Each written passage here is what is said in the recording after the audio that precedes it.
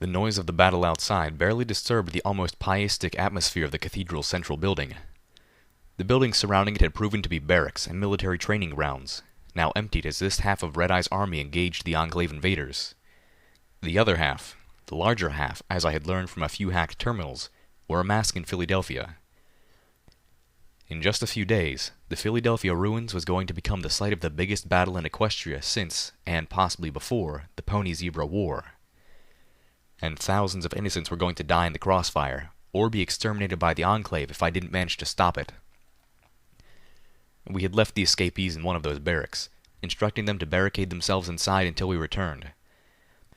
I couldn't help but think we had taken them from the proverbial frying pan and into the equally proverbial fire, but there simply wasn't any place in Everfree that was truly safe.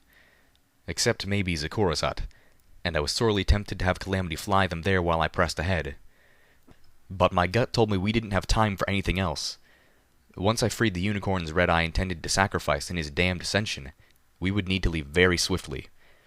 I was already planning on levitating the lot of them in tow while Calamity flew the tortoise as fast as he could go. With any luck, it would be the speediest flying tortoise in history. The trio of us snuck through the cathedral. Calamity had left the Enclave armor in the tortoise and was back under a zebra stealth cloak. This time, it was Reggie who walked around visible. There were enough Talon Griffins in Redeye's forces that no pony gave her a second look. "Okay, this is kinda creeping me out," she admitted as she strode by a squad of Redeye soldiers who were running to garrison part of the building, one of them stopping to smile and wave at her as they passed. We passed under an archway. Carved into the stone was a message: "Equality is harmony." Robed ponies strode casually past us, humming a low tune and paying Regina no attention at all. We saw two more up ahead, admiring one of the many pinkish stained glass windows. A third walked up to them, my ears catching the phrase, "Walk in the blessings of unity." The other robed ponies parroted the hail. "That's discord," the new arrival told the other two. "The spirit of disharmony." Her voice carried the authoritative tones of a professional know-it-all. "Redeye was so impressed on his visit to Canterlot that he imported all the windows used in the cathedral from the old royal palace."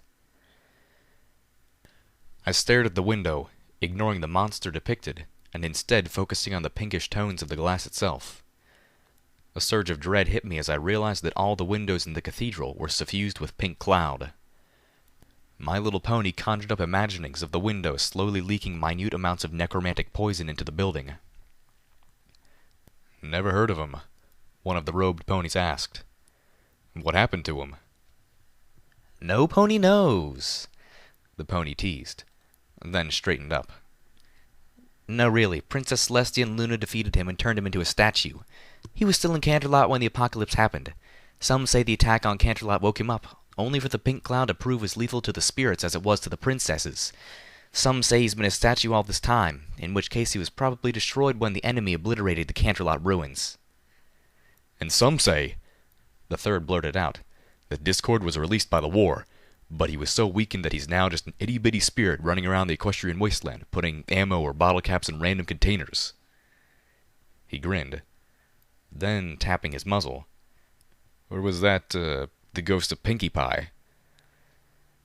The other two ponies stared at him blankly for a moment, then burst into giggles.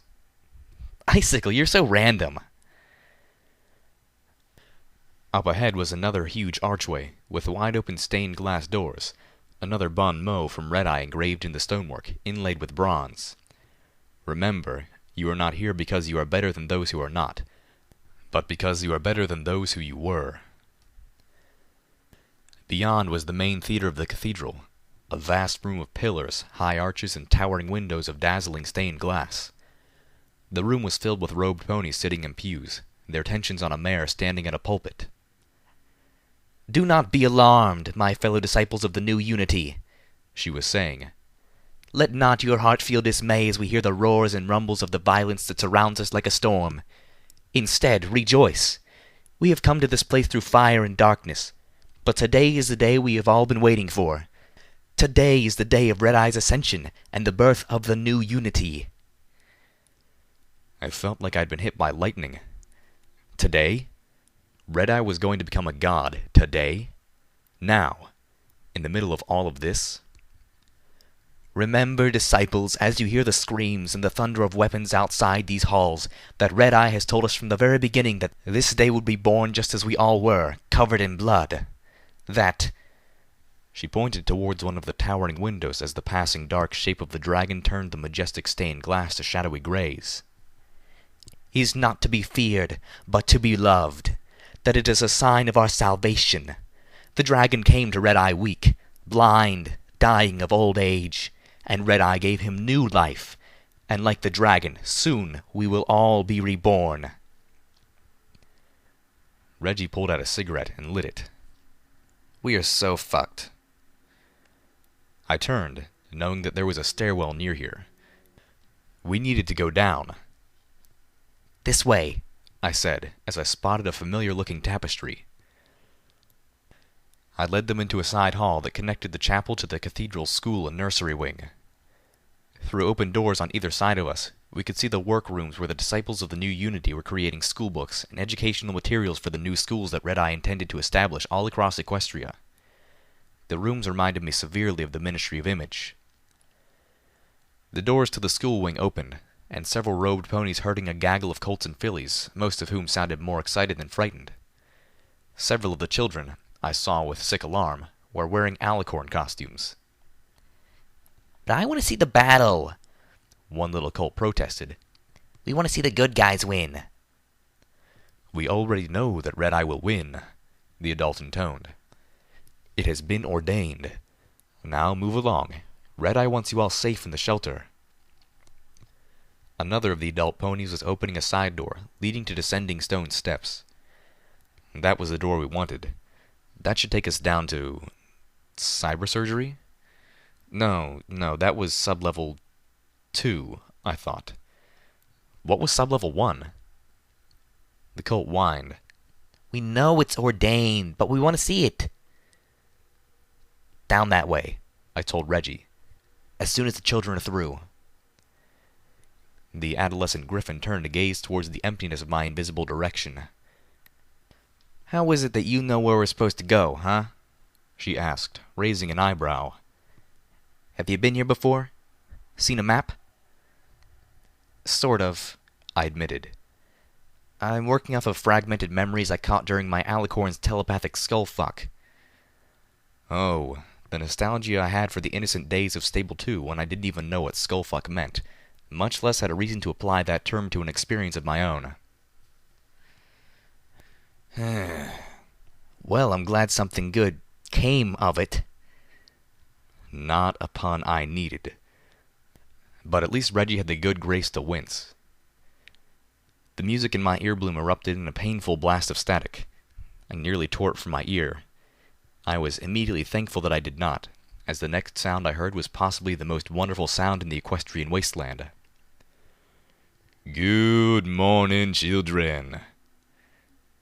DJ Pony. Homage was okay. Or, at least, she was okay when she recorded this.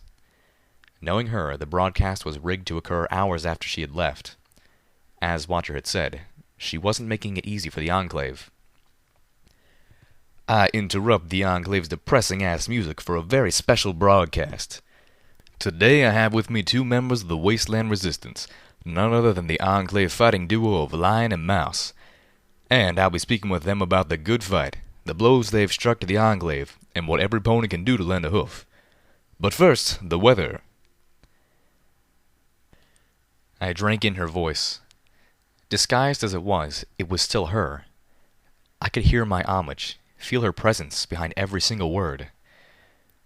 My heart stirred, taking strength yet splitting with sorrow.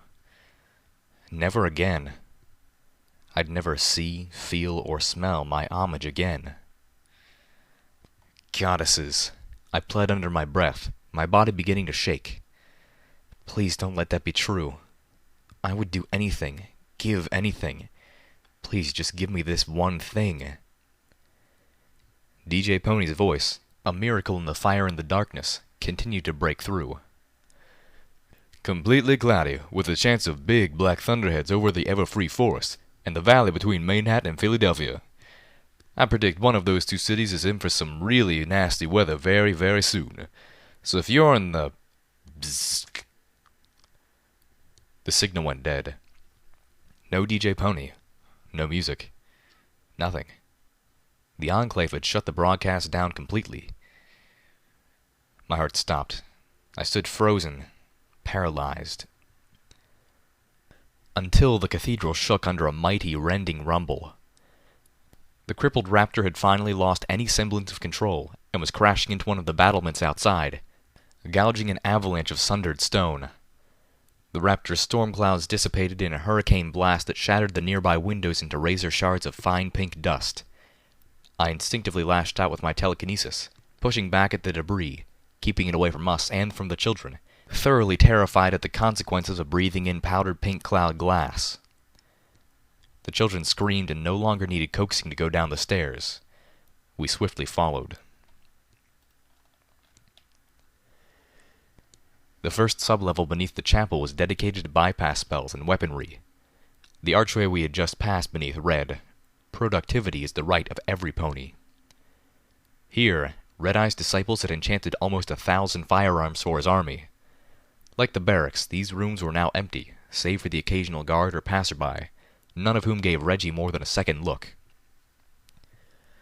"Just because a pony is born with wings or a horn does not make them inferior." Redeye's voice played in my earbloom, part of an audio log stamped with the logo of Stable 101.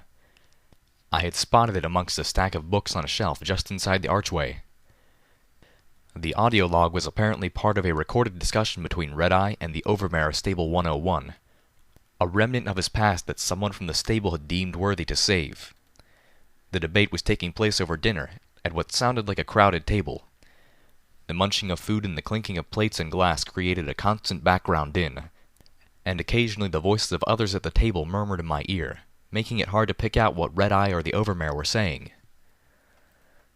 "The first Griffin Chaser was designed and built by an Earth pony in a matter of minutes," the overmare countered silkily. "The entire town of Appaloosa was created by Earth ponies in less than a year. Do you honestly think that unicorns or Pegasi could have taken us from muskets to machine guns in just a few decades?"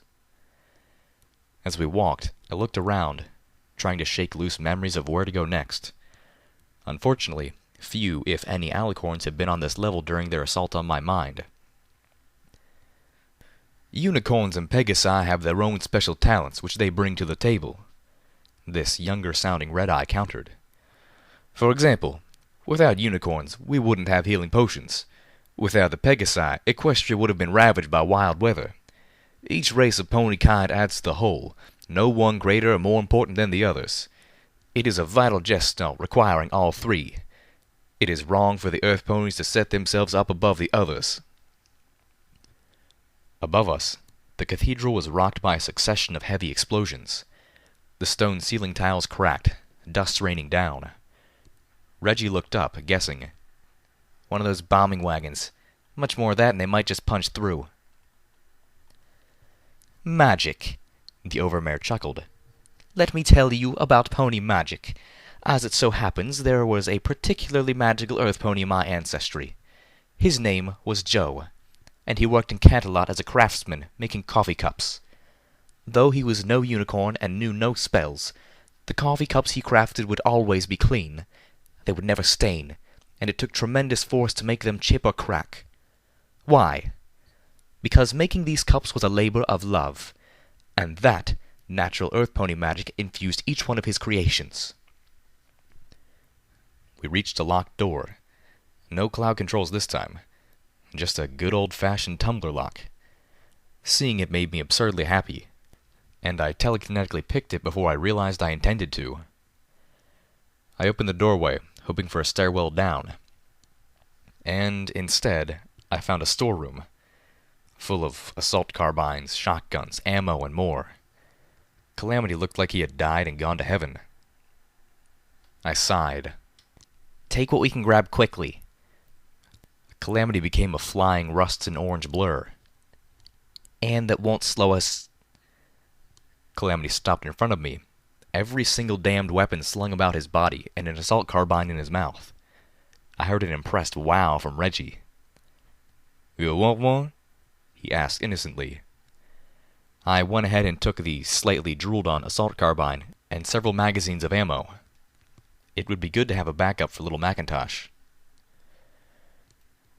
First, the magic of Pegasi and unicorns are flashy shortcuts to hard work. And without hard work, where is the drive for innovation? When has a Pegasus or a unicorn ever needed to be creative? Second, the magic of Pegasi and unicorns are selfish. The shortcuts they provide, the labor they save is only for themselves, whereas the innovations of Earth ponies can be shared by all ponies and be built upon by future Earth ponies. Finally, the magic of Pegasi and unicorn ponies is demanding. I'd say even crippling. Where Earth ponies can throw themselves directly into their work, the Pegasi of the past needed flight caps, and the unicorns needed magical schooling just to be able to use the magic they have been born with. Time that could have been spent learning other skills were spent instead mastering their magic.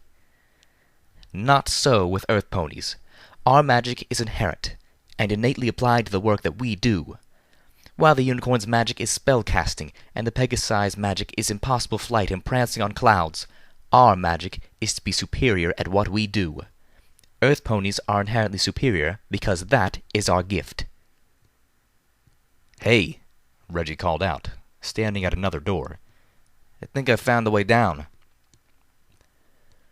"Shortcuts," Redeye offered smoothly, "are sometimes useful, critical even. Sure, the Earth Pony way builds things to last, but that is a slow process, and sometimes you need a quick fix. Take, for example, poison.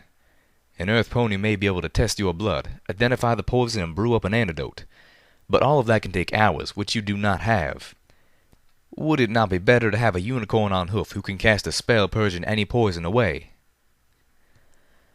"Redeye," the Overmare sighed drolly. "I am not impressed with this newfound insight you claim from your scouting missions. I speak in sweeping truths, and you argue isolated examples, exceptions that are not sufficient to disprove the rule. Now The Overmare fell silent. There was a pregnant pause before the voice of the young Redeye asked casually, "Overmare, you were saying?" Then, even more casually, he added, "Is something wrong?" Why haven't—" "Yes?" he prompted. "I'm afraid I don't follow." The sounds around the dinner table died away. I imagined every pony was staring at Redeye and the Overmare. I suspected the latter had suddenly gone alarmingly pale. Very softly, the Overmare murmured, "I just noticed that you haven't so much as tasted your drink." The Cathedral. Sublevel 3. Cybersurgery. A plaque on the wall read, "Until all of us can be free, none of us should be free." The hall we had emerged into announced research and surgery in one direction, and administration in the other. Both paths seeming otherwise equal, I had chosen the former, suspecting that there was a fair chance of running across Redeye himself in administration. And that wasn't my goal. I was here for his prisoners, his sacrifices, not him. I was more than happy to leave him to the Enclave. I was regretting that decision now. The smell of blood, spoiled meat, and disinfectants hit my nostrils like a buck to the face, making me turn and gag. Reggie recoiled, and I could hear the muffled sound of Calamity's many, many guns clattering together as he staggered. The walls of the surgical labs were a gleaming, disinfected white that made every flaw and discoloration and old stain stand out. The floor tiles were cold and felt unpleasantly damp. There were highly advanced machines built into the walls and ceiling, half of which I couldn't even guess the purpose of. There were vats of strange liquid, and floating within them were a variety of cybernetics. My eyes took in a mechanical snake that resembled a pony's spine, a robotic leg that clearly wasn't for a pony, metal arms that could have been torn from a cleaning robot, and more esoteric devices, strings of wire ending in arcanotech baubles. There were 3 exits. One was the way we came in, the hallway leading to the administration section of the sublevel. The one opposite it led to the stairs down. The final door, directly across from me, was open to what the sign claimed was a storage room. Huge glass tubes displayed creatures and monsters, subjects of cybernetic experimentation. All were dead, many still splayed open from surgery. Everything from rad roaches to manticores. There was even a hellhound, I think. Or at least half of one. The left half. At the back end of the room was a cast iron hatch marked Disposal. Most of the stench was coming from that storage room. Only a little from the meat on several of the tables surrounding me. "And how may I help you?" the thing in front of us asked. He had been a pony once, but he was more machine than flesh now, the whole lower half of his body being replaced by a robotic chassis that reminded me of the brainbots in iron-shod firearms. Mechanical arms, like those from the hovering spider-bots, each ending in a different tool or manipulator, flexed and moved about him, carrying out unspoken tasks of medicine and science.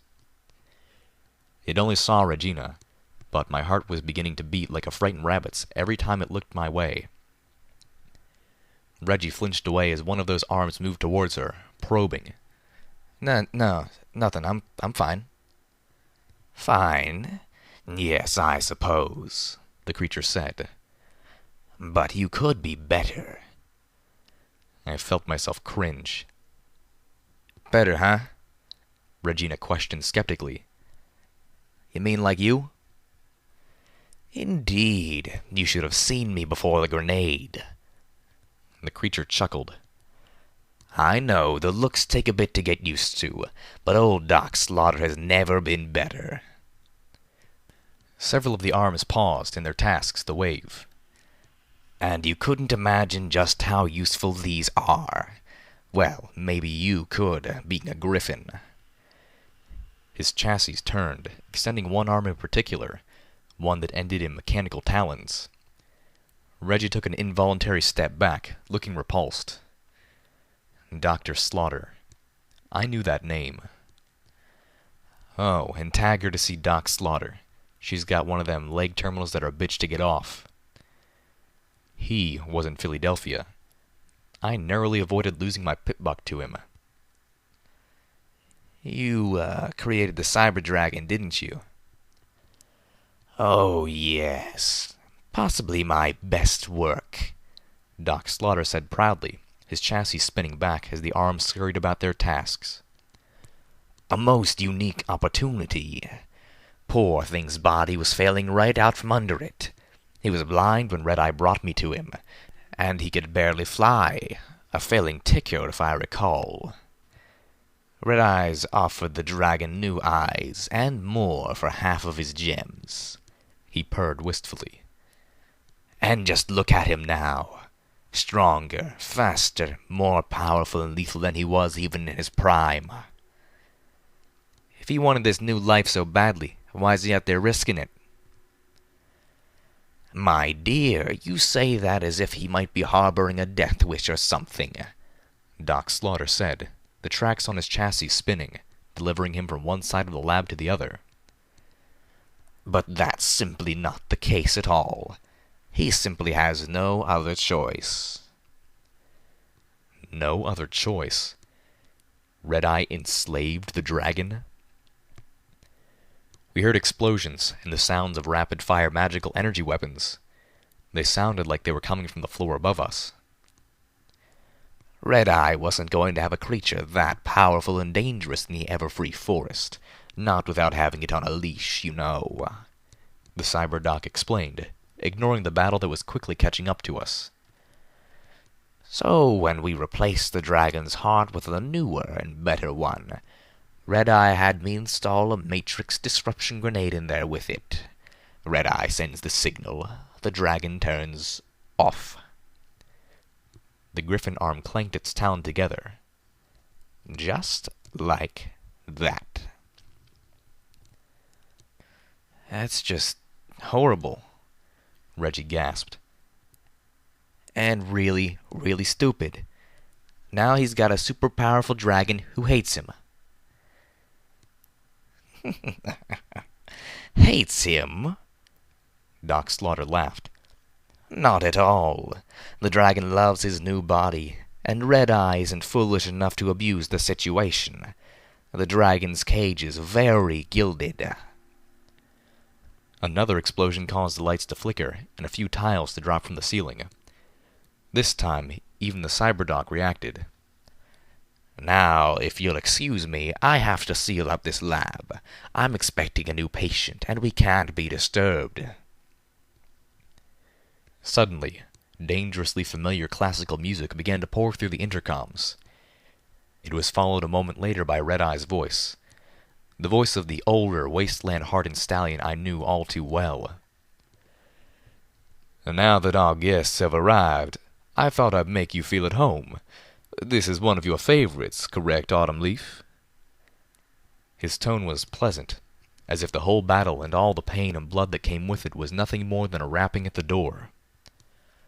"I admire your taste, Autumn. May I call you Autumn? And I do agree that Octavia never played a more splendid and perfect recorded performance. Yes, I knew her works well. I grew up with them, in fact." In a softer, wry voice, he couldn't prevent himself from adding, "She was an earth pony after all." As we scurried to leave, the cyberdoc added, "He even let him keep all of his gems." The cathedral. Sublevel 4. We were almost there. Almost where I was sure we needed to be. The markings on the door labeled this level as Meta Pony Testing. The inscription over the main door read, "We ascend together, or we fail together." The walls were a mottled brown stone that seemed to be secreting a thick layer of slime. Reggie grimaced in disgust. "This place just gets worse and worse." "What do you think that means, Meta Pony Testing?" Calamity asked, his voice suggesting he knew the answer and really hoped he was wrong. "I think it means exactly what you think it means," I answered gloomily. There was only one way to go this time, and that was through a sealed vault door up ahead. An access terminal was mounted on the wall nearby. Once again, no clouds, just regular hackable goodness. "The way you talked, I didn't think your stealth missions tended to go this smoothly," Regina commented, pulling out her guns and checking the loads. "I ain't complaining. Just, I'm afraid if I don't get to shoot something soon, I'm gonna forget how." Unity. The password was Unity. I felt cheated. He wasn't even trying. Entering the password gave me access to the terminal's contents. The first option was to unlock the vault door and open it. But beneath that, I was surprised to see a number of scientific journal entries. Curiosity pushed me to glance at the first. The contents drove me to read the others. Entry 5. "What a fucking waste of my valuable time. Now, I have to scrap the whole mother cunt fucking IMP experiments. Red fucking Eye wants to take the new research in a different direction. One failure too many. Like you can make a fucking omelet without a few generations of dead chickens. I told his imminent godness that the guidance factor may be more than just genetic. But what the fuck do I know? I'm just a motherfucking scientist. He's a glorified fucking scout. How can I argue against that? Now, he's got me looking at some him-damned piece of shit rock. Like I don't have better things to do. Do I look like a fucking geologist?" Entry 4. "The accumulations of 2 years of experiments, and I can write what we learned on a fucking napkin. You know what that tastes like? It tastes like a cunt that's been shit upon." There are 5 stages of impelled metamorphosis development in a viable subject. The first 3 levels are well documented in my research journals, the most significant being incremental changes in the subject's relationship to and tolerance of radiation. Radiation-induced regeneration, even to the point of regrowing limbs, begins at the first stage and radically improves in the second. When the subject reaches the 3rd stage of impelled metamorphosis development, the subject's body actually becomes stronger and faster in the presence of radiation, similar to the glowing ghoul and a precursor to the super-Alcorn phenomenon. the subject's healing becomes so advanced that the natural aging process is all but halted. The fourth stage involves underlying physiological changes in preparation for the fifth and final stage, complete metamorphosis. For example, the pony's body and mind begin to grow the necessary neurological structures that will allow the pony to utilize the new horn and/or wings that the final stage will bestow, as well as other substructure changes in support of the less obvious but more radical alterations that accompany becoming a fucking alicorn. It is at this stage that everything goes to the fuck all on a speeding anima. The impelled metamorphosis potion was never intended to be administered in stages. The most pleasant of the side effects to stage 4 can be described as phantom limb syndrome. The false sensations experienced by the subjects appear to be constant and amazingly painful. Subjects in 4th stage are inevitably driven to seek out more exposure, or simply driven utterly bat-wing shit insane. All too often, they get both. The real problems come with the extremely narrow bridge between the 3rd stage and the 4th, and with what I have deemed the guidance factor. First, it has been proven virtually impossible to expose a pony to enough IMP to bring them to the 3rd stage without crossing the threshold into the 4th. The few examples of successfully stable 3rd stage subjects have all been in the wild, under unrepeatable circumstances, which is too fucking bad, since stable stage 3s have capabilities that give Doc Slaughter's vaunted enhancements a run for their bits. Second, I have determined that successful metamorphosis requires more than just sufficient exposure. It requires a sort of guidance through the process. In the case of existing alicorns, their guidance is given by the goddess. Whether this is a product of some intentional nurturing or an environmental response is unclear. Well, it's unclear to fucking me. Redeye has this template theory and has pretty much stopped listening to any fucking thing else. As a note, I hate that freak of nature bastard upstairs. You know, maybe when a grenade blows your legs off and tears up the whole underside of your torso, that's a sign for you to just fucking die. Entry 3. Fuck. Lost another assistant. Not to a lab accident this time. No, that little cancerous prick decided to bail on me to pursue his own demented research some fucking where else. Him and his fucking manticore fixation. What a tale full of shit. He was a useful assistant, particularly since he didn't have to sleep. Now, I'll have to autopsy subjects 128 and 129 all by myself. And I'll have to refill the fucking lanterns on my own. Yet another waste of my time. I'll be missing the fucking bastard by tomorrow. Won't miss a stink, though. Speaking of stink, they're finally putting in the new disposal chute. Slaughter's getting his part put in tomorrow. It's gonna take them a fucking week to get around to putting in mine. I swear that fucker Redeye gives preferential treatment to cybernetics.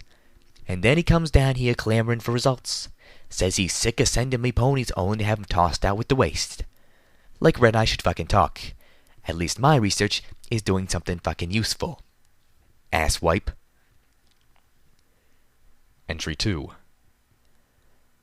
Finally perfected the induced metamorphosis potion recipe. Would have done it sooner if that psycho Twilight Sparkle hadn't been so fucking OCD with her notes. Now that we got that manticore shit out of the way, the bucks downstairs can start whipping up whole vats of the juice. Still not sure why the fuck his self-importance Redeye wants that much of it. He planned to go swimming? Be funny as hell if he did, actually. I'd love to see the fucker's whole body become a bloated, misshapen blob of metastasized living cancer. That would be fucking hilarious. So far, the initial numbers have held. We've had a solid 18% benevolent effect manifestation in test subjects. Not ideal, but hey, it's a fuck ton better than we really could have expected, and more than enough to excuse the increase of the scale of our tests. My assistant has expressed particular interest in one of our failed cross-species tests. Of course, I fully expected all cross-species tests to fail. IMP was created specifically for ponies, after all. But the effects on the other creatures could continue to yield enlightening results. The test that my assistant is most interested in, however, is the one that produced the least results. In fact, it produced no fucking results at all.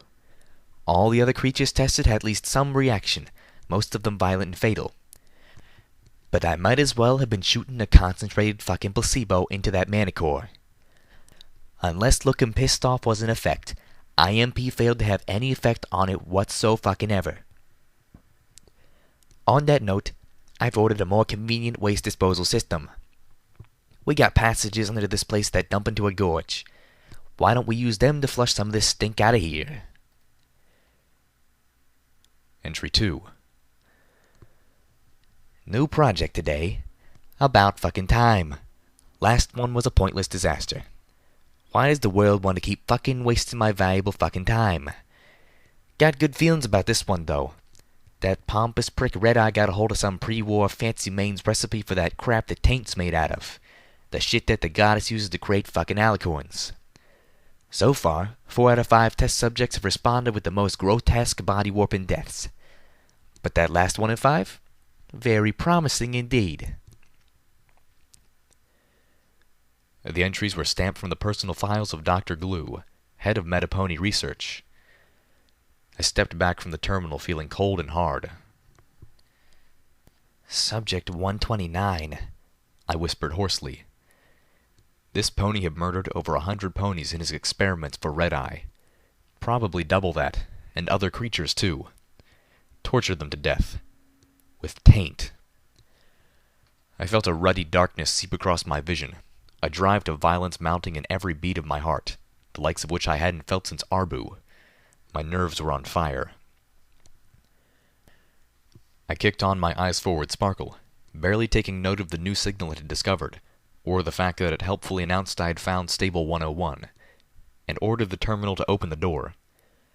I was really hoping Dr. Glue was behind it, because I was going to kill him. A lot.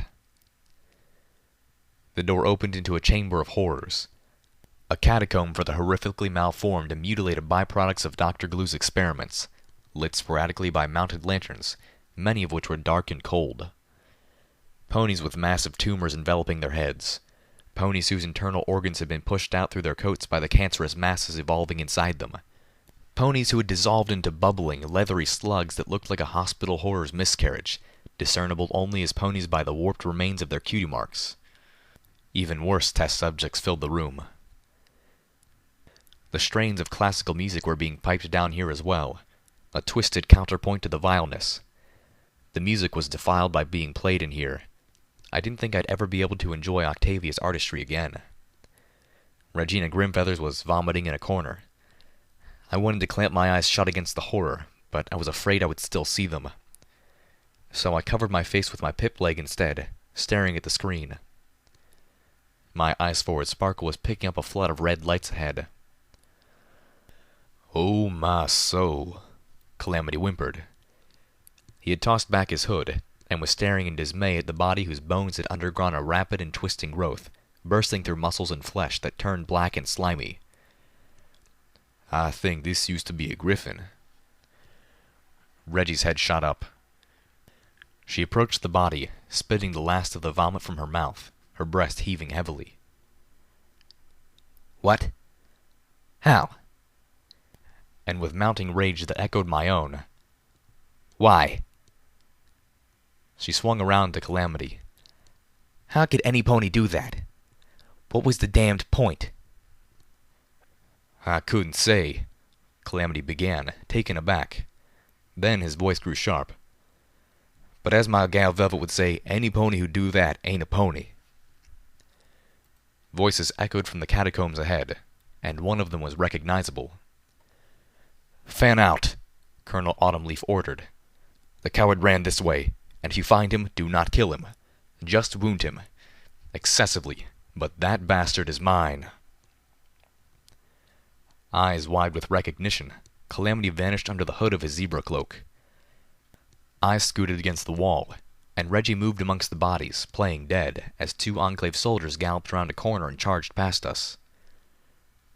Reggie stepped out behind them as they passed, leveling her guns, but then lowered them, letting the 2 soldiers disappear. Stealth missions, she groused. I bet bits to bottle caps I'm gonna regret that later. Get the fuck out. Get your hemorrhoidal fucking asses out of my laboratory. Dr. Glue bellowed at the 4 ponies surrounding him, 3 of whom appeared to be Enclave elite guards. We could see them through the security glass window set into the lab door. Glue was a wizened old stallion with a pale gray coat and a stringy charcoal mane. His cue mark was a blasphemy. Beside me, Regina was furiously trying to pick the lock with her talons. I could have opened it easily myself, but I knew the moment I did so, she'd go charging into that room, twin guns blazing. And we couldn't win that fight without casualties. Behind me were the catacombs. To my left was a stone archway and stairs leading down to a vault door flanked by mounted terminals. I couldn't picture the room beyond, but the fragmented alicorn memories told me that Redeye's prisoners were down there. Angrily, the little pony in my head pointed out that we were almost there, and we were getting distracted. But this was not without good reason. No, I think we'll keep you company while my mares hunt down your master. The reply came from a pony in magnificent jade carapace armor, exquisitely crafted and embellished with ebony filigree and a scarab motif of leaves and iridescent bronze and copper. I didn't need to see any part of the pony to know who it was. The voice was unmistakable. Colonel Autumn Leaf sneered casually as he strolled around Glue's lab of hoarders. Just in case he doubles back. I was watching 2 mass murderers. The scope and heinousness of the evil in that room was breath-stealing. Truth be told, I wanted to charge in there guns blazing too. Or worse, there was enough blood in that room to fashion a guillotine for each of them. My little pony was horrified that such a plan crossed my mind, more so by just how appealing it was. What? Dr. Glue exploded, yanking my focus back to the window. What the fuck did you just say to me? You heard me. Redeye is not my master, he exploded again, shaking with rage. And he's not coming back, he added. So you can take your fucking goon squad, shove them up your sphincter, and prance the fuck out of my lab.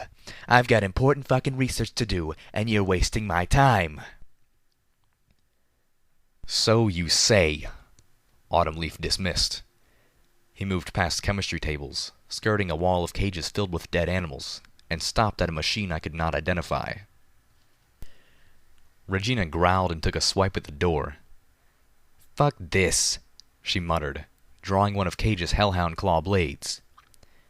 Why am I picking the lock when I could cut right damn through it? I felt Calamity press up against me, the ponified hellhound's energy rifle held in his muzzle. I floated out little Macintosh, then paused. Wait a second. I've got an idea.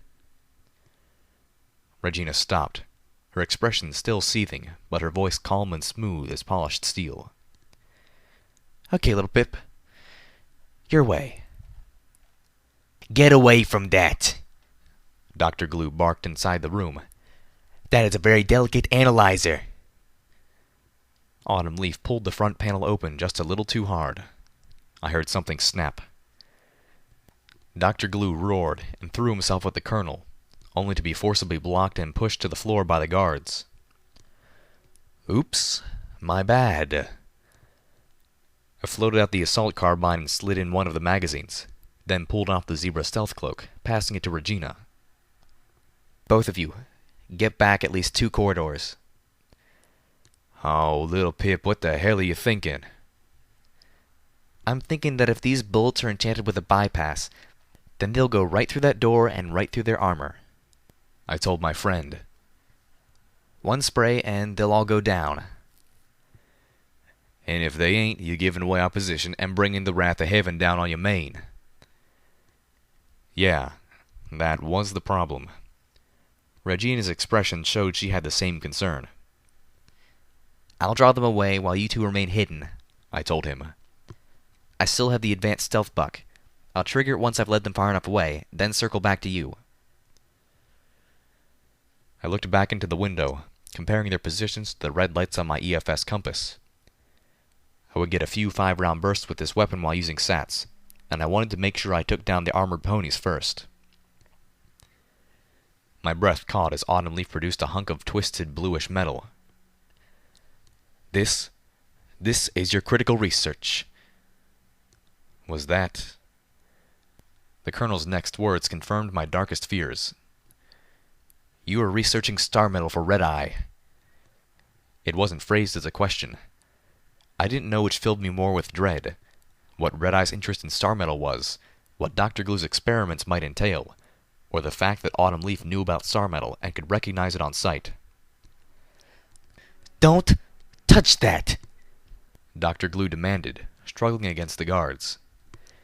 Get the hell away from my fucking experiments! Autumn Leaf tossed the chunk of Luna's old armor between his forehoofs. What are you doing with this? Shaving off slivers and feeding it to ponies to see what will happen? Autumn Leaf no longer sounded bored or pleasant. Or perhaps you're making cybernetics out of the metal. Is this what Redeye has inside of him?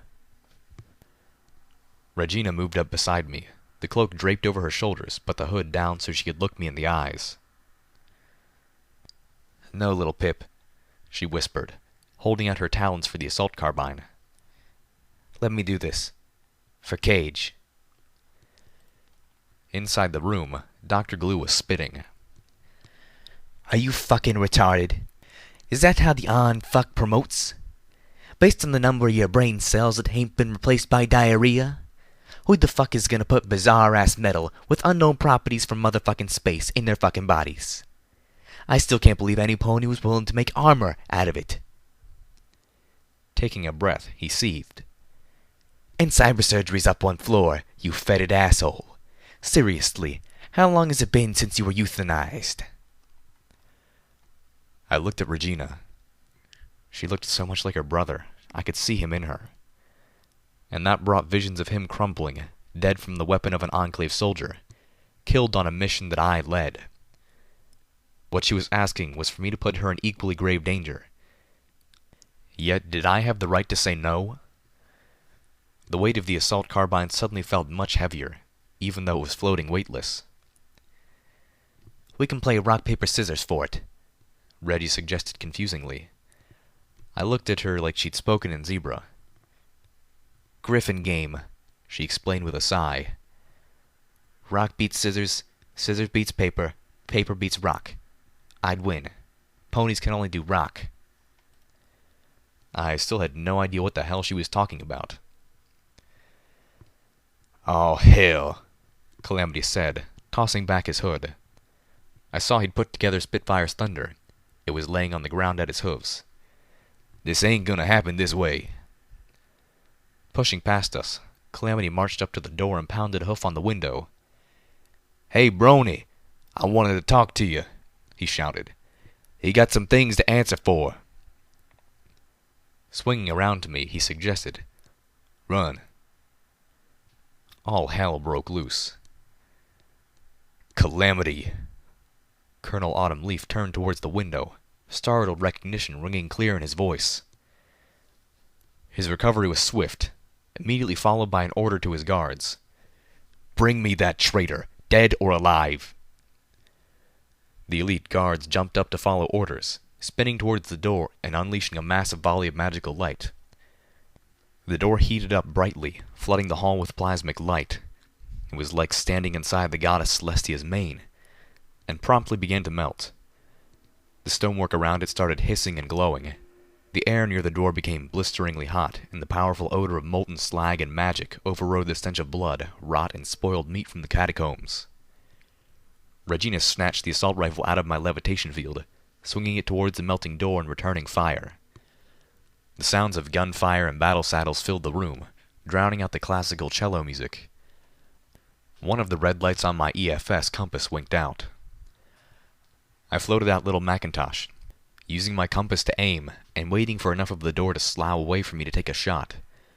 The light from the door was almost blinding. Calamity didn't have to wait. He flew back from the door, kicking Spitfire's thunder off of the ground with a forehoof and catching it in his muzzle. The crack of the shot split the air. Another red light of my compass went out. The door collapsed, lancing beams of lethal magic filling the corridor. I fired a single shot as I scrambled for cover in the stairwell. Calamity and Regina dove behind the nearest deceased monstrosities crafted by Dr. Glue's research. Regina let out a screech as one of the beams struck her right arm, burning away an inch of flesh, leaving a blackened and charred wound. The Griffin dropped the assault rifle and collapsed behind a mound of misshapen flesh and barely recognizable limbs, tears streaming from her eyes as she dug out healing potions from her medical supplies. But this was magical damage, I realized, as I watched her hold a healing potion to her beak, tossing her head back and gulping the magical liquid as her left talons drew out one of her pistols.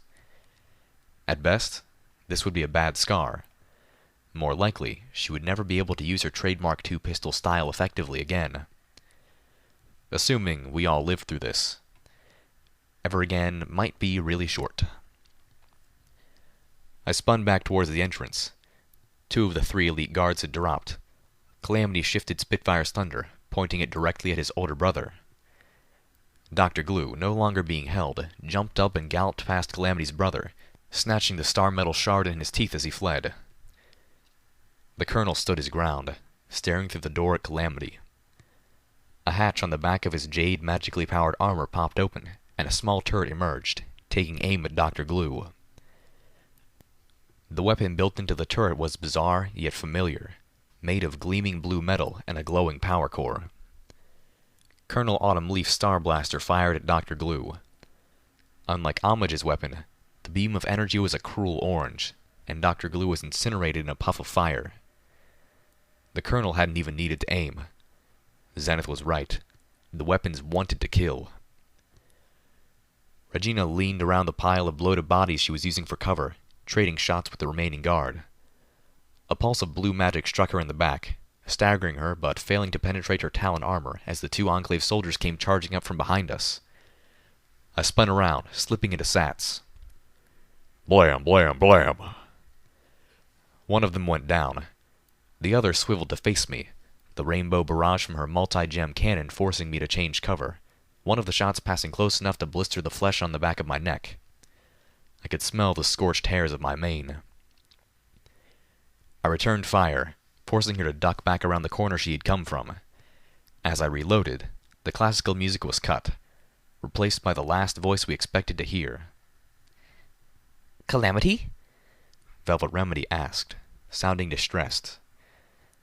My Pegasus friend gasped, dropping Spitfire's thunder to the floor in shock and worry. Autumn Leaf turned the alien fire blaster on its own brother. Velvet? Calamity asked, momentarily oblivious to anything else. What are you doing here? Only Reggie and the other guards seemed unhindered by the voices on the intercom. The guns Calamity had crafted for her were proving capable of punching through Enclave armor. The Enclave guard was already bleeding from several wounds. He kicked over a chemistry table and took cover behind it, trading shots with the Griffin. I invited her, said the cool, casual voice of Redeye. Autumn Leaf spun towards the sound of Redeye's voice and fired, blasting one of the intercoms. Don't worry, Calamity. She's in good. His voice paused, as if unsure which word to use. Things with Dr. Slaughter. I'm expecting a new patient, and we can't be disturbed. Redeye brought my friend right into harm's way? As what? A distraction? Leverage? What's that cyber psycho doing to Velvet? My Little Pony cried out as I ducked out of cover long enough to keep the Enclave soldier pinned. And what happened to Zenith? And what about Pyrelight? She was guarding them. What did Redeye do? Now, Colonel. You can't kill me that way. Where are you? Autumn Leaf roared. In response, I heard a door slide open somewhere out of sight in the room beyond. Well, feel free to come and see, Redeye offered. Calamity scooped up Spitfire's thunder, whipping around and firing a single shot through the helmet of the Enclave soldier as she shifted to fire again. The carapace-armored Pegasus dropped with a dull thud. Y'all go on ahead, he shouted to me. I'm going after Velvet. Autumn Leaf paused for just a moment, then chose his mission over murdering his brother. He reared and flew away from us. He's getting away! Reggie shouted, firing shots at the retreating Pegasus. Sparks flew where her bullets ricocheted off of his jade armor. Go with Calamity! I yelled back to her as I turned and galloped down to the vault door at the bottom of the stairwell.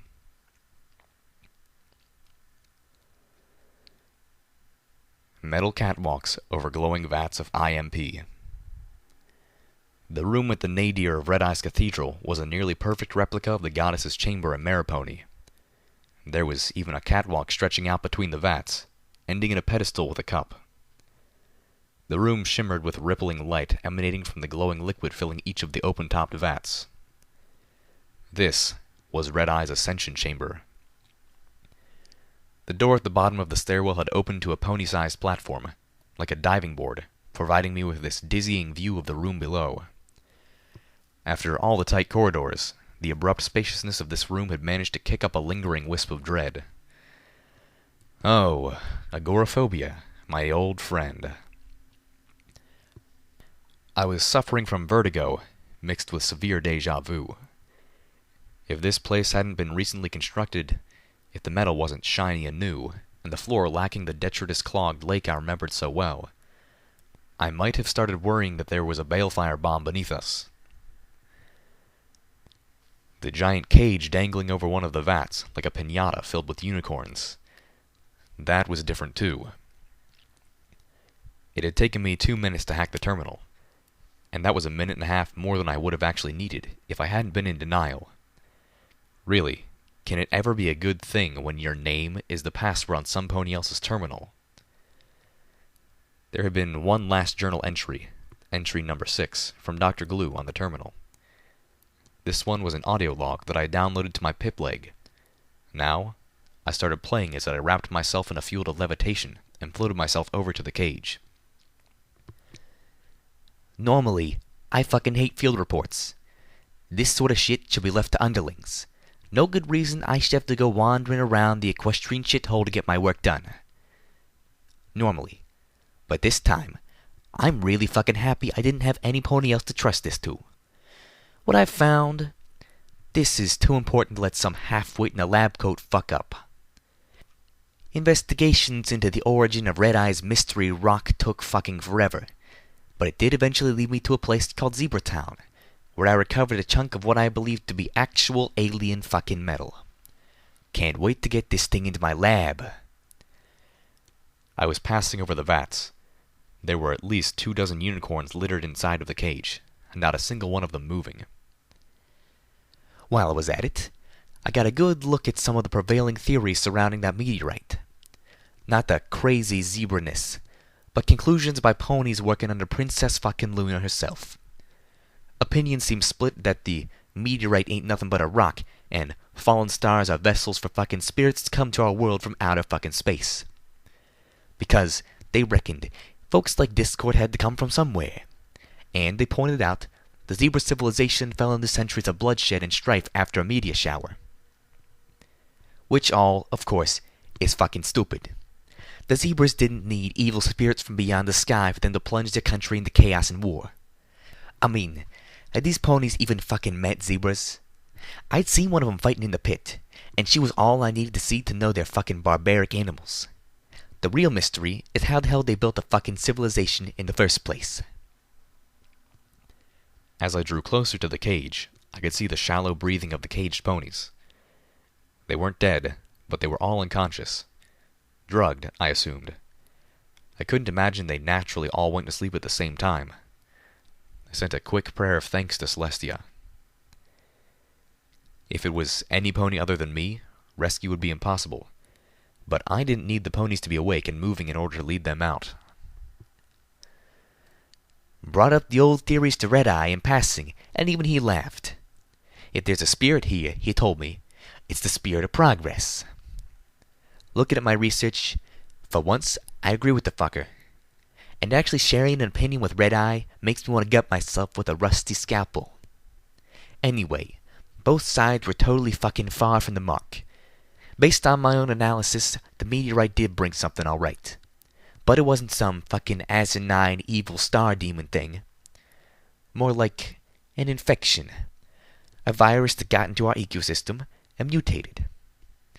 That's not quite right, but it's a hell of a lot closer than star spirits or it's just a fucking rock. No wonder they blew up the world. Ponies were stupid as shit back then. My insides felt like they were twisting up when I realized he had been talking about Zenith. I was not sorry that Dr. Glue was dead. Not one iota. Not a single hair in my coat worth of sympathy for that disgusting blight on pony kind. And Redeye had employed the monster. As my hooves touched down on the top of the cage, the door that led out onto the central catwalk slid open. I cringed, making myself as small and unnoticeable as possible, when Redeye galloped in through the open door. He was alone, and once inside, his gallop dropped back to a trot, then a walk. Despite having been running, regardless of the war waging above his cathedral, Redeye looked completely unfazed, confident. His mane and coat were neatly groomed. He wore a heavy scarf, and his black 101 cape fluttered listlessly behind him. The door slid shut. As I watched, he stopped and looked around, then activated a stealth buck in his pip buck and vanished. At once, I felt both alarmed and foolish. Redeye was in the room with me, and I didn't know where or what he was doing. And why was I flattening myself against the cage when I had a stealth buck too? A much better one at that. I activated the MG stealth buck too, removing myself from sight. And not a moment too soon. The door whisked open again, and Colonel Autumn Leaf swooped into the room. He beat his wings, ascending to get a Pegasus Eye's view of the ascension chamber. "I know you're in here," he said gruffly. "There was no other way to run." "By intention, I assure you." Redeye's voice floated out of a dozen speakers. "And now that we're all here..." There was a flash of light from the open doorway, and a film of magical energy washed over the walls and over the floor and ceiling. An alicorn shield. Colonel Autumn Leaf spun about to see the dark green alicorn sitting statuesque just outside the doorway. Another alicorn, a purple one, had just teleported the two of them in, and was wrapping both of them in a shield of her own. Looking up, I saw an identical two just outside the door I had entered through. "Well, you clearly have me where you want me," Autumn Leaf admitted, flying down to land on the catwalk. "So why not tell me what this is all about? What is the big plan?" There was a moment of drawn-out silence. I began to search for a lock on the cage. I finally spotted it. It was on the bottom, and picking it would cause the bottom of the cage to swing open and dump the helpless unicorns into the vat of swirling green and purple below. Of course it was. Redeye spoke again, and this time he actually sounded surprised, although hardly displeased. Did you just invite me to monologue?" "No," I thought. "He invited you to waste enough time talking that your stealth bug drains, you become visible, and he can kill you." "So, you're going to become the new goddess," Autumn Leaf surmised, looking at the vats. "Is that it? Place the one you killed?" "That is not wrong," Redeye admitted. "And what does this have to do with the Sustained Pegasus project?" Autumn Leaf prompted, taking to the air to peer beneath the catwalk, searching for the hiding Earth pony. "Oh ho ho, everything," Redeye proclaimed, clearly warming up to the conversation. "You see, I've finally found the way inside." "Oh, really?" The jade-armored Pegasus perked up. "Do tell, because from my understanding, it's impossible. And that makes you a liar." "Impossible? Hardly," Redeye's voice proclaimed through dozens of speakers. "There are several things which can get through an alicorn shield, even one that powerful. Telepathy, telekinesis, certain types of dragon magic, and, most importantly, anyone that the shield is enchanted with a bypass can walk through or teleport through. Or, as you know, anyone sufficiently related. Correct, Autumn Leaf agreed. Too bad Rainbow Dash had no descendants.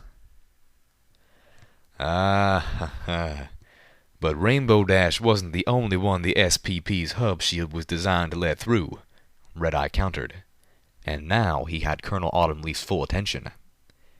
It was also designed to let the princesses through.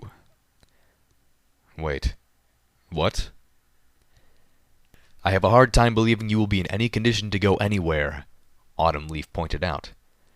Judging by the lake goddess. I guessed that behind his visor he was rolling his eyes. Ah, true. But I will be able to maintain telepathic control over one of my children, who will take control of the central hub as a vessel of my will. Autumn Leaf began searching for Redeye again. If you're thinking that one of these sorry excuses for alicorns can get through the shield, then you are pathetically mistaken. Several have already tried. The alien fire blaster swiveled as he scanned the room. Oh, I do know, Redeye almost purred. We sent them. I will admit that Nightseer's failure did send me back to the proverbial drawing board. Nightseer? It took just a moment for the name to conjure a face. The crazy alicorn in the royal castle. The one who had fallen under the influence of the Black Book, and was wearing Luna's skull as a necklace.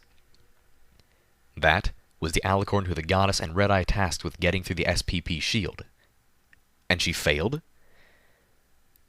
That actually explained a lot, in a very twisted way. But it was from her failure that I discovered just why the goddess's alicorns could not make it through, and what was needed. It was just like you said, they are sorry excuses for alicorns. They are flawed, missing something vital to what an alicorn should be, and thus too far removed from what an alicorn should be, and thus Celestia. Almost as if he wanted to assuage his own feelings of the alicorns manipulating the shield, Redeye kindly added, No fault in their own, it's the failing of their templates. What are you even blathering about? Autumn Leaf asked. He'd made a full circle of the room, checking behind each of the vats, and was now landing back on the central catwalk. If you understood the creature your High Counselor tried to make friendly with, you would understand, Redeye chided. The essence of the goddess was formed out of the souls of 4 dominant ponies, and these ponies, in turn, provided the metaphysical template for the alicorns to follow. Redeye wasn't saying anything I didn't already know, and we weren't apparently going anywhere unless his stealth buck ran out, or something else changed the status quo. So instead I focused my attention on the unicorns. They all seemed healthy, unharmed, even surprisingly well fed. Far more than the slaves in Philadelphia, at least. It occurred to me that some of these unicorns might have volunteered. If so, they were either fanatical disciples or severely misled. I also noticed that each one was wearing a mechanical collar with a tiny red light. The collars were locked shut. Unfortunately, Redeye continued, the templates lack a certain critical diversity. Yeah, they were all females. The goddess had a plan for that. It involved a really, really bad book. They were all unicorns. Oh, never thought of that. But I supposed it was true as well. Twilight Sparkle, Trixie, Gestalt, and Mosaic. All unicorns. Whoa. Pull back the reins. To create alicorns that can bypass that shield, the templates require a certain unity. Each race of pony kind adds to the whole, the voice of the younger Redeye whispered in my head. No one greater or more important than the others. It is a vital gestalt requiring all 3. Oh no. This was bad. A new deity needs to be created with templates from all 3 races, Redeye revealed. Which meant I needed to find a Pegasus and a unicorn who were strong enough in mind and soul to become dominant aspects within me in the new godhood. We are all going to get to know each other very well, you and me. What? Colonel Autumnleaf laughed. You were expecting me to take a swim with you? He cantered to the edge of the platform, asking, or were you just planning to drop me in there like what happened to Trixie? He flapped his wings, hovering above the catwalk, showing off. Yes, I did my research, he added, answering the unspoken question. As did I, Redeye told him. Poor little Autumnleaf, a middle child, trapped between the perfect son, the loser, and the mistake. So you took the only path you had left, the overachiever. You have the drive, the ambition, not to mention the charisma and force of will to become the leader of a massive military force, one of the highest ranking officers in your entire country, and yet it's all born out of a desire for approval. Autumnleaf hovered silently, then slowly spoke. You know nothing. Not from your father, not any more. You're now the obedient servant of much more powerful ponies than him. But for all your power, you're still just a dog responding to his master's call, hoping to be petted. Redeye purred cruelly. That is what makes you perfect. You're a powerful enough soul to become a template, but you'll never be able to challenge me for true dominance. The room was utterly silent and still, save for the flapping of Autumnleaf's wings. Sorry, Redeye, he said finally, his voice feigning jovial dismissal. But you lose. I am not drinking your cup of delusion. He looked pointedly into the cup on the pedestal. Find some pony else. The cup erupted in a crackling blast as Redeye set off the Matrix disruption grenade he had hidden inside it.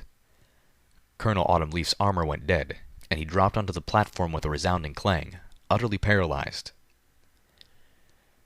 Redeye disengaged his stealth buck, appearing on the catwalk less than 2 yards away. He walked up and nudged the incapacitated Enclave leader with a hoof. I'll admit, you did surprise me, Redeye offered generously. I needed the Enclave to send some Pegasi within my reach, but your insane level of overreaction caught me entirely off guard. Redeye lowered his head to Autumnleaf's helmet. I've spent more time scrambling to adjust to your Enclave's massive overkill than I care to admit. What in the name of whatever you hold holy did you expect? Autumnleaf growled, trapped within his armor like Steelhooves had been when I first talked to him. What you're planning is nothing short of annihilating an entire country's crops. Your megalomania threatens the Pegasi with massive famine and starvation. You are attempting to become the greatest mass murderer in Equestria's history, just so you can claim credit for a sunny day. Oh, goddesses. Is that what I was doing too? My own plan was not so far different. Was that the cost? Compared to the cruelty of that, the paltry help I had given the ponies of the wasteland paled to insignificance. To resurrect Equestria, Redeye answered bluntly, sacrifices must be made. The callousness of his words struck me. Yes, I was also planning to take control of the Single Pegasus project. The Enclave needed to be stopped, and Velvet was right. You can't stop something until you take away its reason for being that way. Furthermore, the ponies of the wasteland deserve to see Celestia's sun again. To know that warmth and hope that only a sunny day could bring. But I wasn't the sort of cold, uncompassionate creature I saw in both the ponies below me. I knew something that neither Redeye nor Autumnleaf knew. A game-changing factor that made it possible for my plan to succeed without doing unspeakable harm. I knew about the Gardens of Equestria. Although, in the end, the Enclave's actions, that is to say, your actions, have served my intentions nicely, Redeye gloated gently. "You've made yourselves so much the villains that our new godhood will be celebrated as a savior when I end you." Colonel Autumnleaf began to swear. "Maybe I will be the one ending you." "Interesting fact," Redeye said over Autumnleaf's threatening string of curses. 4 ponies become the templates within the goddess. But they didn't form the goddess equally. The goddess was dominated by one mind, one will. And it wasn't the most powerful of the 4. No, that would have been Twilight Sparkle. Instead, it was Trixie. And not just Trixie, but Trixie the show pony, the most charismatic of the 4. I'll be sharing godhood with a martyr who wants to save every pony, and a gutless tool. He smirked. I'm feeling pretty confident in my chances. Redeye turned his gaze up towards the cage. You can come out now. What? What? The little pony in my head stammered. But... forget it. Her head slumped in defeat. I disengaged the stealth buck and stared down at the wasteland's other stable dweller. Redeye smiled at me. Not a chance in hell, I told him bluntly. Well, that's up to you, he said, surprising me. Wait. You're giving me a choice. Redeye walked up to the catwalk railing, placing his hooves on it and peering into the swirling colors of the vat beneath. Why, of course I am. Why? I had to know. Because I'm going to have a hard enough time struggling against him. He tilted his head towards the collapsed body of Autumnleaf. I don't want to be fighting both of the other templates, and I figure there's a far better chance that you'll spend godhood actually trying to help the wasteland through your benevolent rule, rather than trying to undermine me out of some petty revenge. If you actually chose to be there, this could be the case. And finally... Redeye paused, seeming to consider what he wanted to say. Because, unlike him, he said, whipping a tail towards Autumnleaf, it doesn't have to be you. I blinked. My name had been his password, and now he was saying he didn't really need me. That I really wasn't special after all. I felt as wounded as I felt relieved. There are 25 unicorns in that cage, he pointed out. 25 hoof-picked chances for a good unicorn template. One of them is bound to be sufficient. But you... He snorted bemusedly. You're a sure thing. Imagine my surprise when fate dropped you right in front of me at the 7th hour. A unicorn who had not only all the qualities that guaranteed a strong template, but who would volunteer to become part of the godhood, and whose rulership would actually make our new Equestria a better and richer place. Now, I've always known that I was taking a gamble. No matter how much I researched, planned, and created contingencies, inevitably, all my efforts would come down to a roll of the dice. You just allowed me to hedge my bets more than I would have thought possible. My mind caught on one word in all that. Volunteer. Why the hell would I ever? Because you don't want to risk what will happen if you don't, he said simply. You already know what he is like. You're not going to run the risk that the godhood will manifest with him in charge. Or some third pony you don't know, who might be just as bad. You said he couldn't possibly challenge you, I reminded him plaintively. Oh, very true, Redeye told me. But I'm not the one who'll be ruling Equestria. I told you before, I'm too much of a monster for the world we are creating. I have no place in it. That will be your job, remember? He chuckled. Besides, I'm going to have my plate full controlling the sun, moon, and weather. My jaw dropped. Oh dear, Redeye laughed. How else do you think I was planning for you to take over my work? My forces and followers aren't going to be loyal to a new leader just because I tell them to, but because they will be loyal to the new me, and any part of me. I reeled. Really, little Pip, did you ever take the time to seriously think this through? Or did you just assume that I was lying? I felt numb, removed, like the world was a distant, faraway place. I was in a cocoon of elseness, staring out at reality through a hazy gauze. The paralysis broke when Redeye hefted one hind leg over the railing. "Stop!" I ordered as I floated out little Macintosh, taking aim. "You're kidding." Redeye looked up at me, shock dissolving into contempt. He stared down the barrel pointed between his eyes. "You're kidding, right?" "No," I told him sternly. "I'm taking option 3. The one where I don't have to worry about what ponies in the godhood are like, because there isn't a new godhood at all." "Take the shot," Autumn Leaf growled. We both ignored him. "Really, little Pip?" Redeye asked. "Would you doom the ponies of Equestria to the wasteland?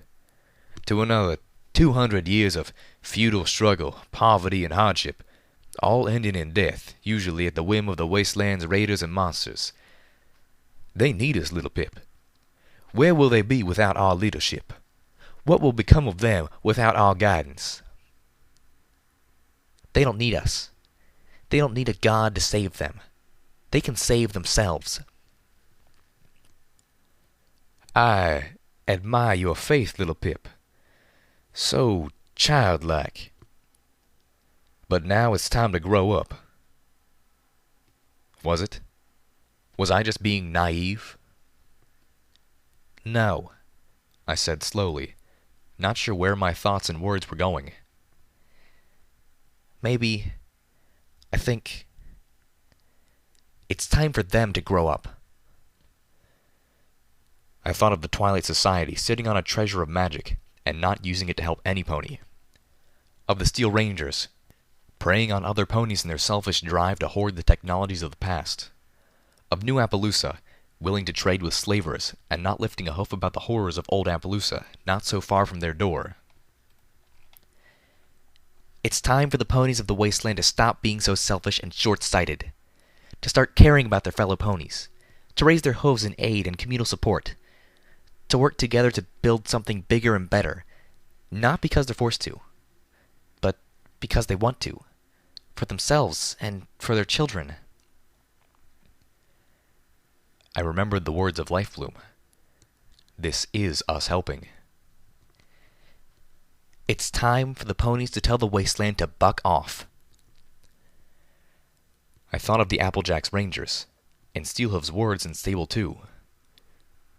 "Today, you must choose with whom your oath lies.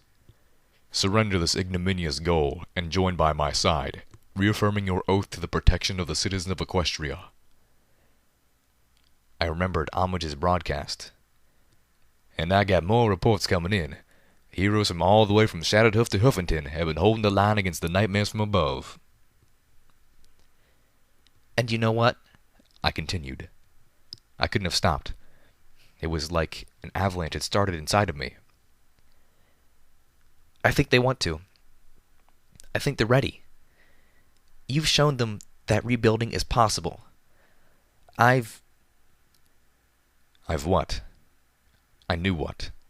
I'd been an example. I couldn't listen to Homage without her drumming it into my head. But saying it, accepting it, was another thing entirely. I knew I was nothing special, but my reputation had become something powerful. "I've been their Lightbringer," I said finally, coding the concept in Homage's words and hoping it didn't sound too conceited. "We've done what we can for the wasteland." Well, I wasn't quite done yet. I still had one big play to make. But I was done here, with him. And now, it's time for Daddy Redeye and Mommy Little Pip to get the fuck out of their way. Goddesses. That's where my thoughts were going? Ugh. Most dysfunctional family ever. I mentally divorced myself from Redeye. Redeye chuckled, a good-humored sound, having a laugh at my bizarre little speech. Dear, dear little Pip. You can't truly believe that. Not after all that you've seen. If ponies were capable of that, they would have done so already. They wouldn't have needed us in the first place. He stared downwards into the glowing, swirling liquid.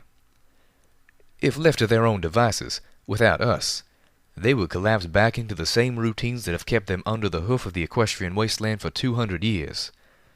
Ponies, Redeye snorted. Ponies never change. We've made mistakes, I countered. Ponies do that. We all make mistakes. We all have flaws and weaknesses.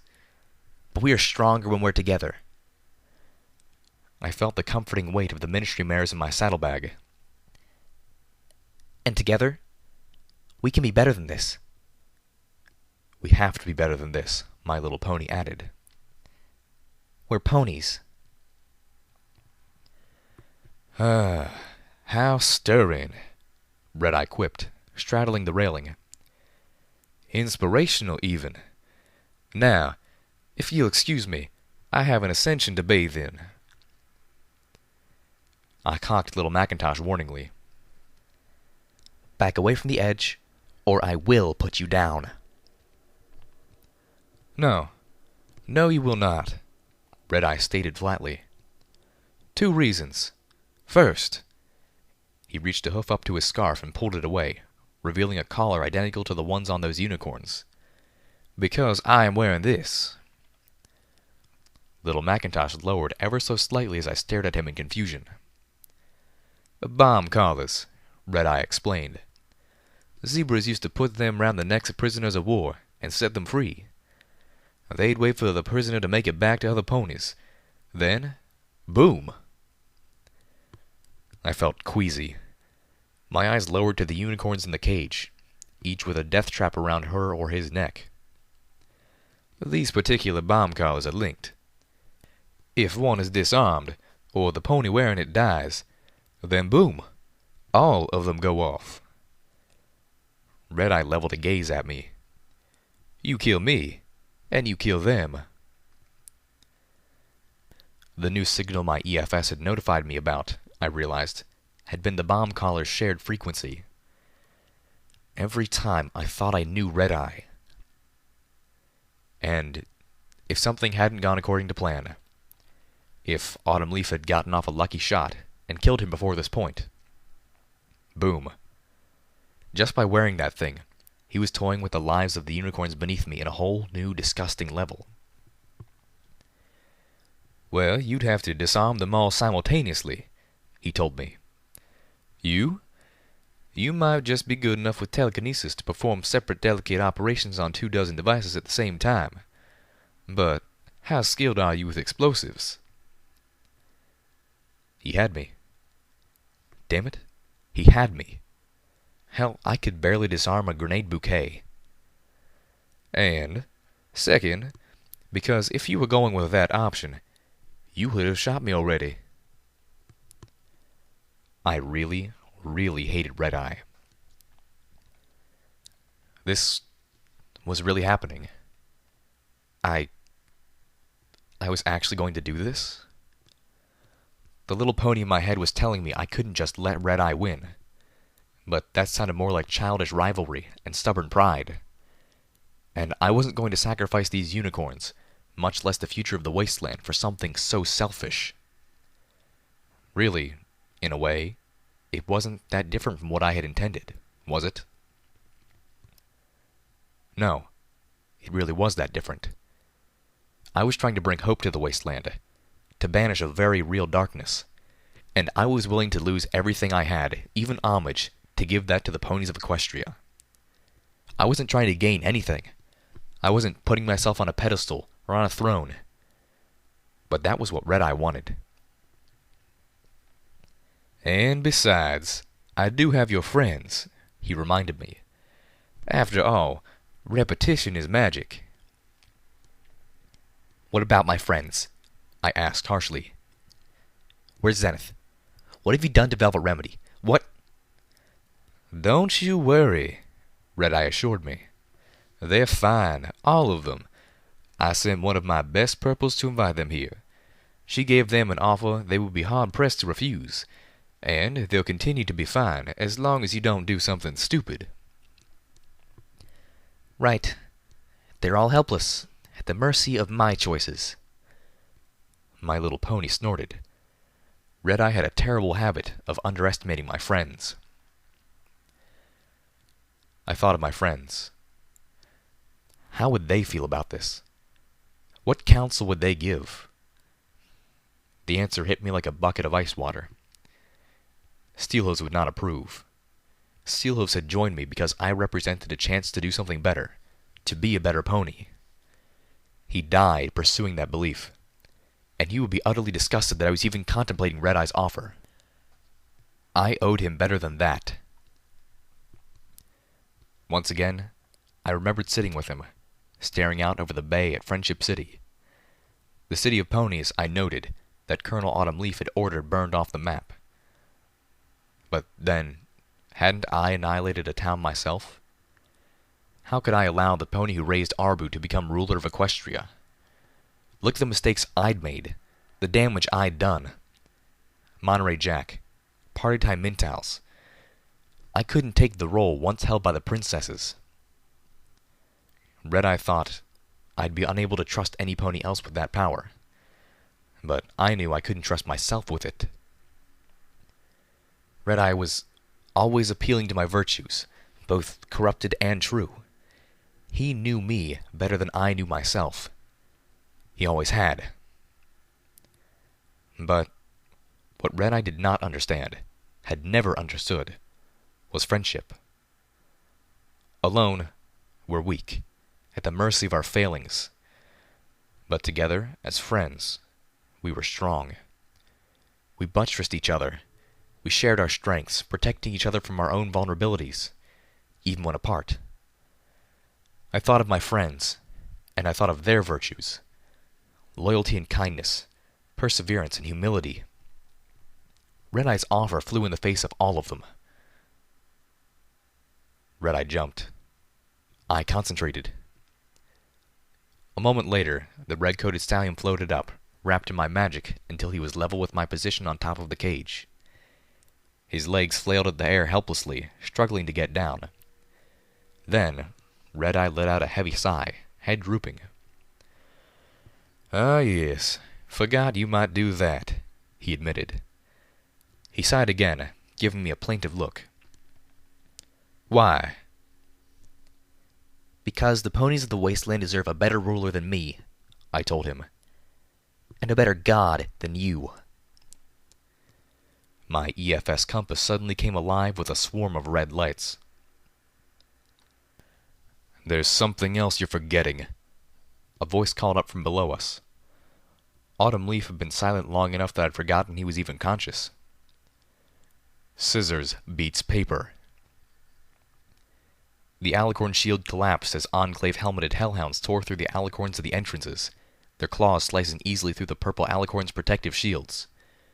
More gouged their way in through the walls, the ceiling, and even the floor. One of the vats began to drain as at least one hellhound had the misfortune of digging up into the room directly beneath it. Hellhounds beat alicorns.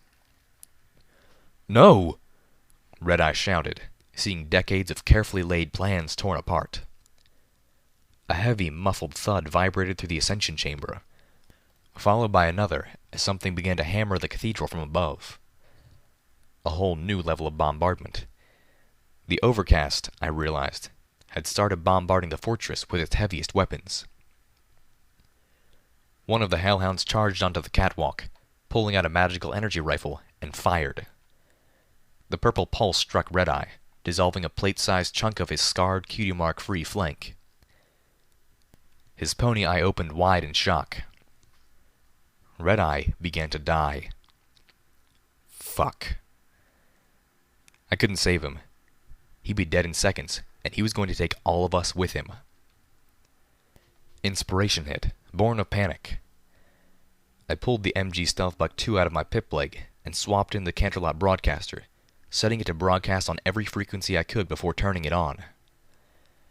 My head exploded as death-tainted static poured into the room. My magic imploded, dropping the dying Redeye into the vat beneath us as a vice clamped down on my horn. My eyes began to bleed. The unicorns beneath me moaned in agony. Inside of his suit, Colonel Autumn screamed. Several of the hellhounds howled, collapsing and writhing. More than a few managed to tear off their helmets. More beams of light slashed through the room. One of them struck into the cage, dissolving one of the tranquilized unicorns, the glowing ash spilling down into the IMP pool below. The bomb collars didn't go off. Like on the lenticular, the Canterlot static completely flooded the collar's channel, preventing them from sending the trigger signal. I turned the broadcaster off again, fishing out a healing potion and downing it swiftly. I then focused on the cage's lock, as I wrapped the unicorns in a telekinetic sheath. We were too exposed here. I needed to get us out. More heavy thuds shook the chamber. The cathedral was being pulverized. "Take me with you," Colonel Autumnleaf commanded. "Save me." "Go with your hellhounds," I shouted back. "They haven't been ordered to do that," he admitted, pleading. "My first officer is about to turn this place into a crater." And the hellhounds were acceptable losses. There was no provision in their orders for self-preservation. The lock clicked. The bottom of the cage swung open, the 24 remaining ponies floating in the place above the vat of swirling IMP below. "Look, I'm good with explosives," the colonel bargained. "I can walk you through disarming those collars, but only if you take me with you."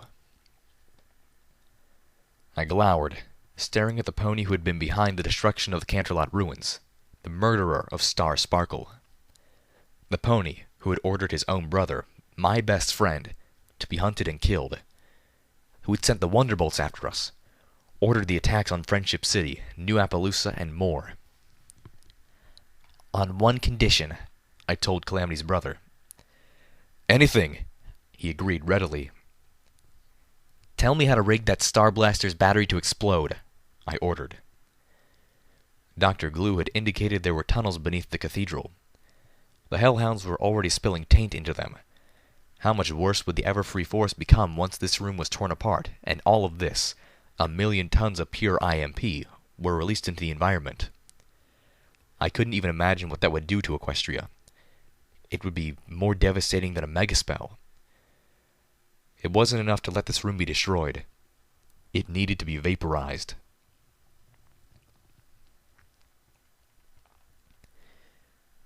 My head was pounding, my brain trying to claw its way out of my skull. There was a warm, wet stickiness dribbling out of my ears and nostrils. My abused horn protested. The effort it took to pick the lock on the last collar seemed more than it took to once float a boxcar. The collar snapped open, and I shut off the broadcaster one last time, slumping against the wall as I did so. We were in what was left of Dr. Glue's laboratory. My gaze lingered over all the unicorns. I had only turned on the broadcaster for a few seconds for each collar, but the cumulative toll was devastating. I was out of healing potions, and 4 of the ponies hadn't survived. The rational part of my brain, or as much of it that wasn't trying to leak out of my ears, told me that I had saved 20 lives. Out of 25. And that 4 out of 5 wasn't that bad. Even so, the little pony in my head was weeping, mourning every one of the 5 I had failed. The powerful thudding overhead caused part of the ceiling above to give, raining down dirt and several blocks of stone, reminding me that I hadn't saved any pony yet. Until we were out of here, all I had done was delay their deaths. I wiped my pip leg across my eyes, and it came back smeared with red. My gaze shifted to the limp form of Autumn Leaf, trapped in his unique Jade Enclave armor. I had refused to reboot it until he had fulfilled his part of the deal. I didn't want to be incinerated by that alien weapon as a repayment for a helping hoof. I crawled over to him, turning my attention to the alien fire blaster. Okay, one more bomb to deal with, and then I'll set you free. Removing the alien fire blaster and rigging its power core was far more complex than I had imagined. It spoke volumes to me, realizing how skilled Homage was to have done what she did. I felt a happy pang in my heart, pride in my mare mixing with the hurtful reality that I would almost certainly never see her face again. There just wasn't enough time. There was never enough time. The homemade explosive hummed to life, the charges from the bomb collars ringing the bright orange glow of the Star Blaster's power core. I set the timer and floated it out and down the stairwell, guiding it into the ascension chamber. I knew the room well enough that I didn't have to see it to place the bomb right into Redeye's cup. I gave us 10 minutes. The hammering above shook the room, but I didn't think the overcast would be able to blast down this deep quite that quickly. Okay then, Colonel Autumnleaf said. Reboot me, and let's get the hell out of here. I turned to Calamity's brother, the butcher of the wastelands. Setting him free, it wasn't a question of whether he'd do more damage, but how much. How many more ponies was I letting him murder by letting him go? A realization swept over me. A determined frown crept across my muzzle. I crouched down to him, telekinetically lifting his visor so I could look into his eyes. Autumnleaf had fiery hazel eyes. Calamity's eyes, the realization struck me painfully. But they were tinted crimson, streams of blood running from the corners, matting his coat and pulling in his helmet. There's something you should know about me, I told him sadly. I'm not the bearer of honesty, but I know her, and I love her. I floated out little Macintosh. Autumnleaf's eyes went wide. Blam. Standing back up, I slid Applejack's gun into its holster and began floating the 20 still living ponies in the room. For the longest time, I had thought of myself as Redeye's reflection, granting one of Pinkie Pie's particularly warped funhouse mirrors. But I was comparing myself to the wrong pony. I wasn't Redeye. I was Applesnack.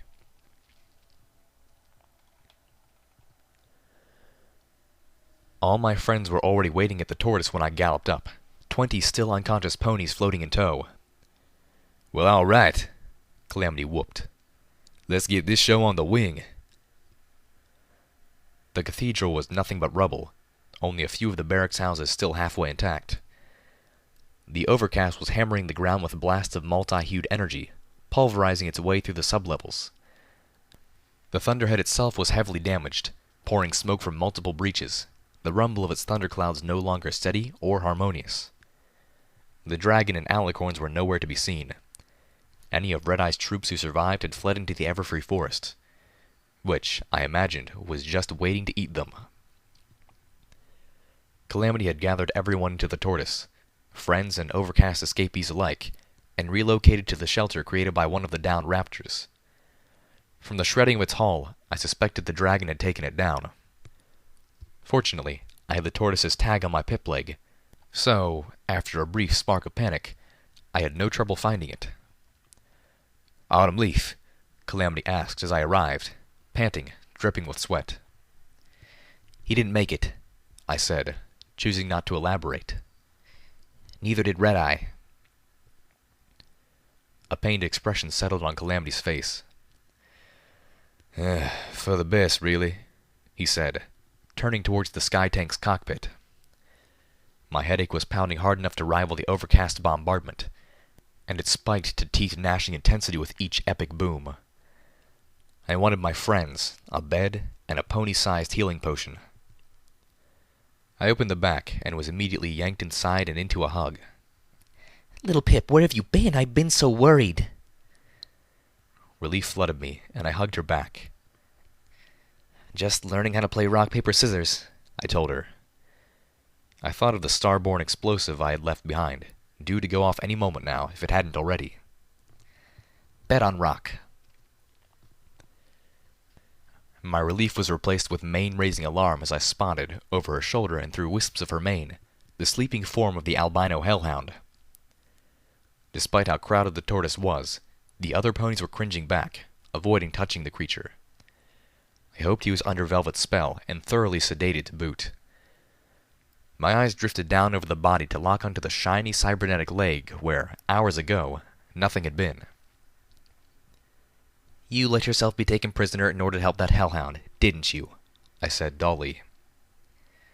"Well, we had everything under control." Lifebloom piped up from where he was tending to Reggie, the scarlet glow from his horn matching the glow around Reggie's crippled arm. "Xanth's back at the hut. There isn't anything more I can do for her, and we didn't dare move her. Fortunately, the alicorn didn't seem to care." "They left her alone?" "Pyrelight's back there watching over her," Lifebloom added. "Okay," I thought, remembering my time in Philadelphia. Not alone, then. That I could accept. "Yes, and Calamity was so gallant," Velvet cooed. "You should have seen him. Those Enclave hellhounds guarding us never stood a chance." My head hurt. A lot. I moved for one of the rucksacks, fishing for a healing potion, as Calamity strapped himself into the harness. "What in tarnation is that one doing?" he asked suddenly, craning to look upwards out of his armored window.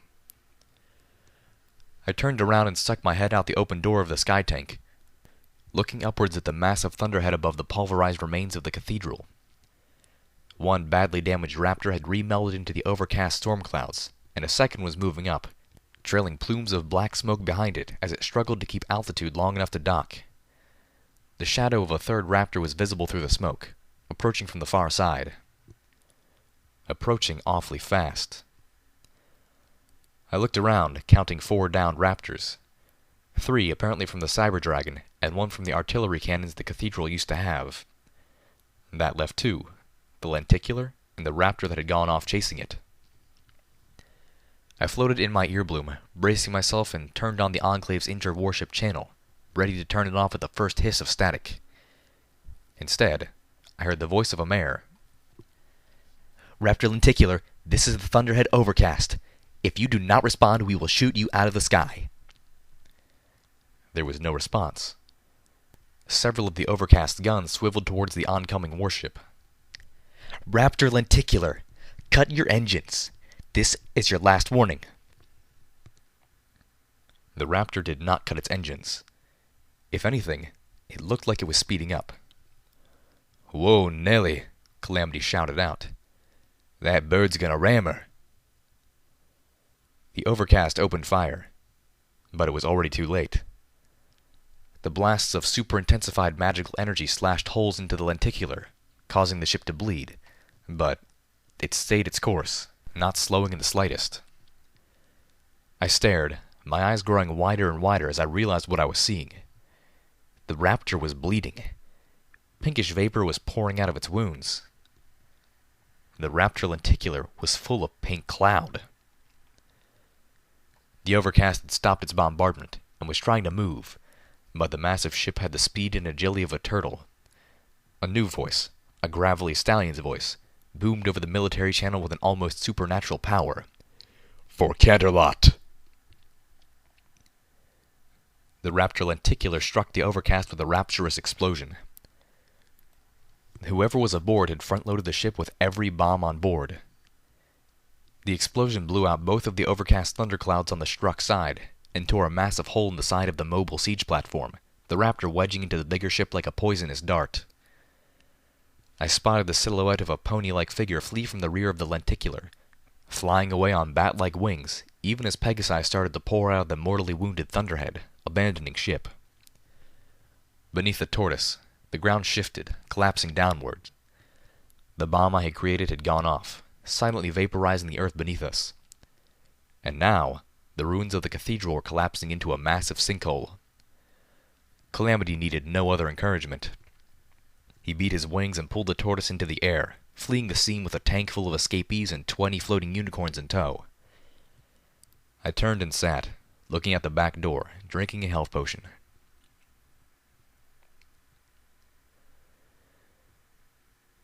We almost made it back to Zikora's hut. I heard the crack of a shot, and Calamity's yelp, as the bullet from Gutshot's anti-machine rifle pierced the cockpit and struck one of the wing muscles on Calamity's right side, crippling him. The tortoise dropped, smashing into treetops. My levitation spell imploded as I was thrown against the back door, which flew open, scattering ponies into the forest below. My body slammed into a thick branch hard enough to snap it, breaking ribs, bruising my abdomen and knocking the wind out of me. I tumbled through the tree, feeling like I was being viciously pummeled by raiders.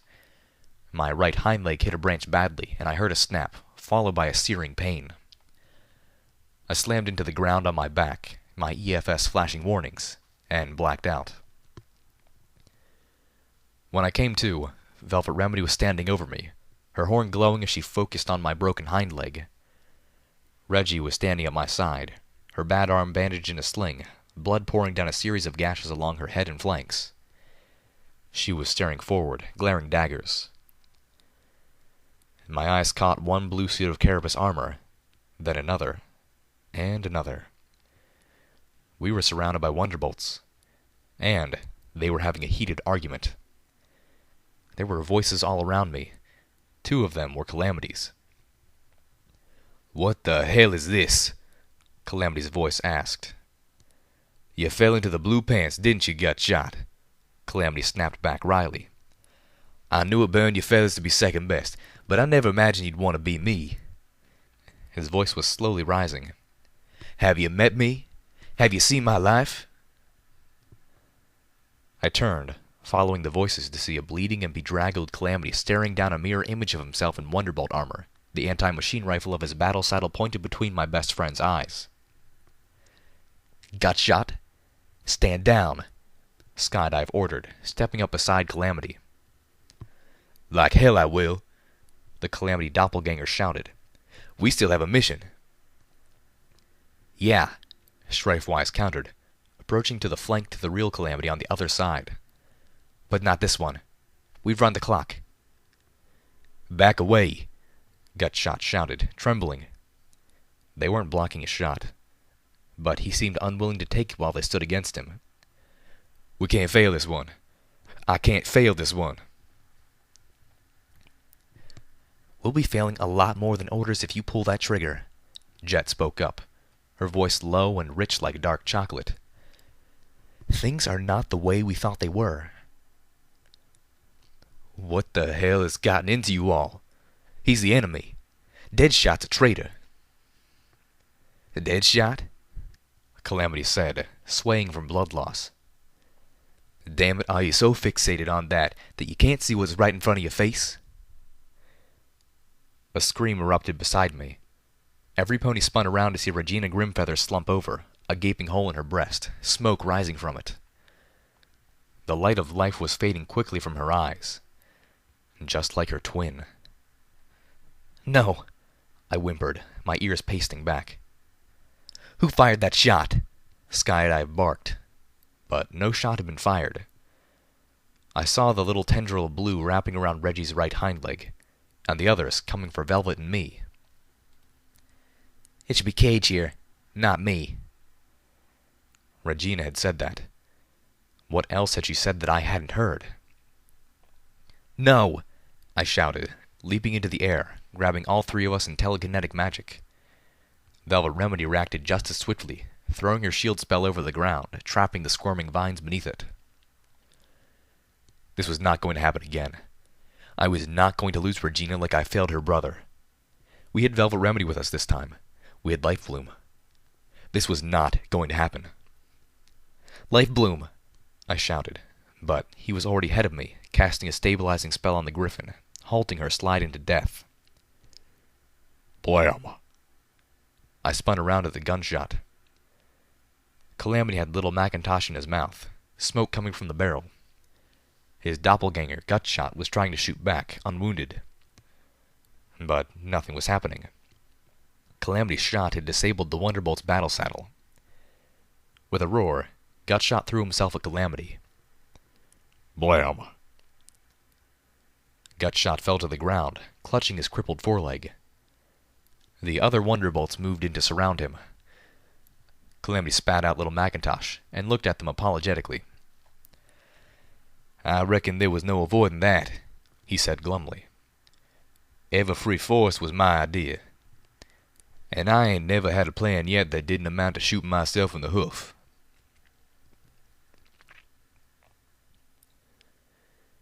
We had a long trek back to Zecora's hut. Velvet Remedy's shield shimmered beneath us as we walked. Between the crash and the Everfree forest, we'd lost 10 more of the ponies I had rescued, most of them unicorns. Of those who had survived, 4 had wrapped themselves in cloaks of denial and galloped off. Redeye couldn't be dead, after all. He was going to be a god. He was going to bring unity. The others were trudging along with us, shell-shocked, not speaking a word. None of us felt much like talking either. The only sounds were the distant crackling of flames, the plodding of pony hooves on Magical Shield, and the mechanical hiss that the albino hellhound's leg made with every step. He was walking with us, at least for now. The Wonderbolts had helped us find the ponies our crash had scattered across the forest. And they weren't ready to act against the Enclave, but they were going to sit the rest of the conflict out, not helping the Enclave either. Skydive promised to look us up after the dust settled. They had also helped find the rucksack full of medical supplies. About half the supplies had survived the crash, and most of those had been used repairing the wounds inflicted in the crash. Tracker had taken off with the Wonderbolts when they left. Redeye was defeated and gone. Autumn Leaf was defeated and gone. And yet, I didn't feel the least bit victorious. I felt I had managed to mitigate failure. I had to do better than this. Ahead of us lay Navarro and the Single Pegasus Project. At the same time, the Enclave was mounting a massive assault on Philadelphia. Calamity assured me that the Colonel's death wasn't going to prevent that. They had their orders, and another pony was already groomed to step into Autumn Leaf's position. The Enclave wasn't like a Canterlot ghoul. It didn't die when you cut off its head. After an hour, we stopped to take a break, catch our breath. Lifebloom had been floating Reggie above him, and now he and Velvet Remedy turned their healing attentions once again to the horribly wounded adolescent Griffin. She was stable, thanks entirely to Lifebloom, his spell putting her into some sort of suspended animation. The same magic used by Cottage Cheese's medical pod, and by the SPP Central Hub. Non-idle curiosity pushed me to stare, wondering what it would be like. I had to force myself to look away. Turning my attention instead to my pip leg, I realized that I still had an audio recording I hadn't listened to. The old audio log we had found in the Stable-Tech chest in Zecora's hut. I slipped in my earbloom, turning it on. Hello? A sweet, familiar voice sounded in my ear. This feels weird.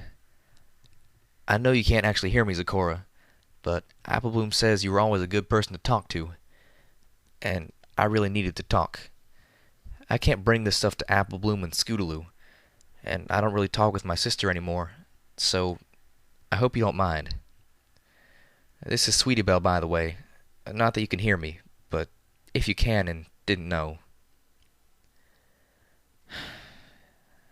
I've been thinking about things, and I know this is going to sound silly, but one of the things I've been thinking about a lot is, well, rocks.